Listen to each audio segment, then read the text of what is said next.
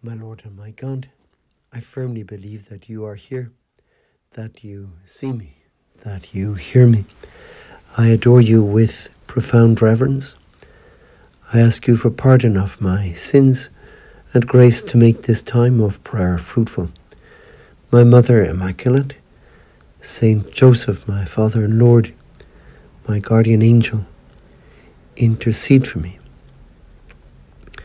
In today's Gospel, we're told something a little surprising about Jesus, and that is that he groans in response to the Pharisees. Sometimes the groan is translated as a sigh that came straight from his heart. I'll read the passage. The Pharisees came up and started a discussion with Jesus. They demanded of him a sign from heaven to test him. And with a sigh that came straight from his heart, he said, "Why does this generation demand a sign?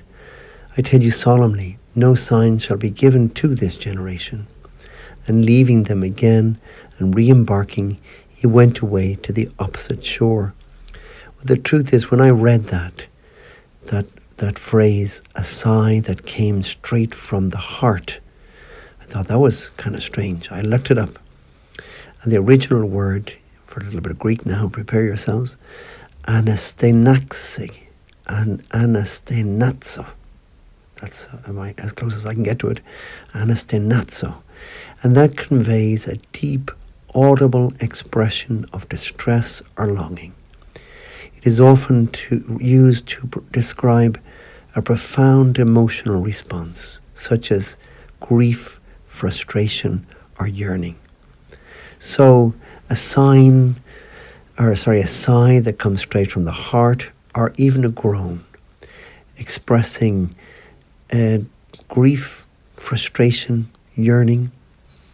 The truth is, also when I read that, I found it a little bit consoling that Jesus kind of groans that these Pharisees coming along and demanding a sign, they're testing him again and again and again. And Jesus, we think, at least I think, is just plain fed up with them. And he groans. They cause him to groan.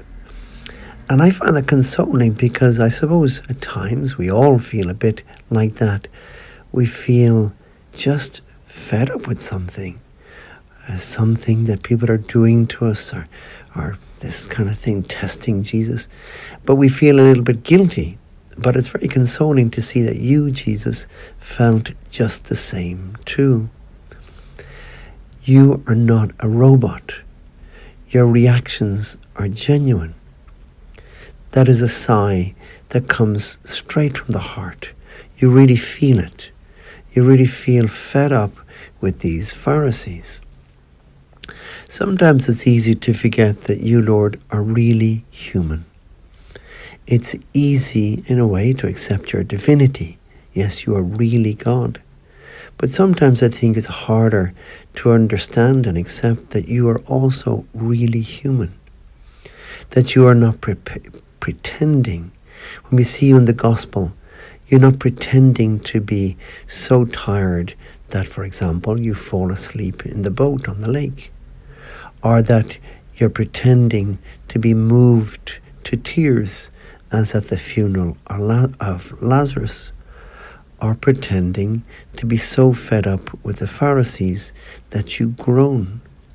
Because I think that you and I, sometimes we can think that Jesus is kind of playing an act, as if he's in a play or something, and he doesn't really feel tired, or he doesn't really feel moved to tears, or he doesn't really feel like groaning. But you do, Lord. It is something very important for us that we understand that you, Lord, are really human. Divine, sure, but also really human, like us. And your feelings and your reactions are like ours.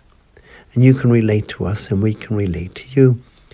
One of the reasons that I think this is so important is because if we don't understand that Jesus is truly human, then we kind of come to think that the followers of Jesus can't really be truly human either. It's a bit like those, forgive me for saying it, but those big, ugly plastic statues of Jesus. That they're not very attractive, and they're very stiff, and they look a bit false. And even some of the saints, you see, poor saints, are subject to the same kind of statues. Compare that, for example, with the wonderful Pietà of Michelangelo. Now, obviously, not every church can afford to have the Pietà. Only one, St. Peter's Basilica. But still, when you look at that statue, you see the dead Jesus in the arms of his mother Mary. And you see the portrayal of a real person who's dead in the real arms and on the real lap of his mother, who really is suffering grief. I think that's very important for us because we're not made to be plastic saints, stiff-looking, a bit false, or think that we can't really be human anymore if we're to follow Jesus. So Jesus, you in this scene that we're seeing in the gospel today, you have a real human reaction, a real groan that comes from the heart. It's also important for us to remember that Jesus continues being human now. That after our Lord ascended into heaven, he didn't leave his humanity behind on earth like a suit of clothes, but rather you, Lord, continue being both divine and human. And also, of course, in the Eucharist. So let's not treat him as if he were some kind of ghost now also. And that Jesus is kind of disembodied and has no feelings and has no reactions. There's a great line that Jesus said to a saint of the 12th century in Italy, Saint Angela of Foligno. He said this, "My love for you is no joke."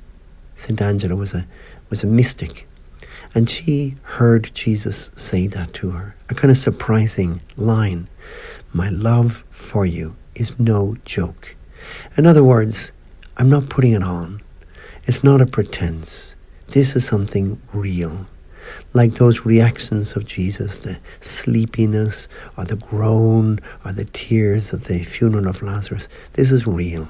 It's not a joke. It's not a pretense. And so we can think too, Lord, how do I respond to you? Am I sometimes a little bit stiff with you or treat you like a ghost, not really human and divine, not as if your love was a joke or an act or a pretense. And I don't appreciate that your love for me is something really real. There was another mystic, this time a French mystic of the 17th century, Saint Margaret Mary Alacoque.